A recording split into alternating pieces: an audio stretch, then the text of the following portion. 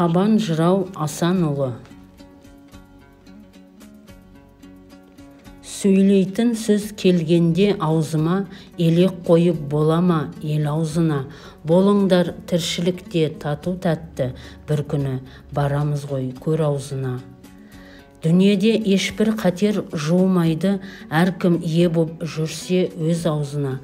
Басына бәле адамның тілден болар, сол тілден ұрынады сөз дауына. Әр адам өз аузына ие болса, Қызырдың жолығады қорғауына. Кейбіреу айтар сөзін біле алмайды, түседі сол сөзінің торлауына.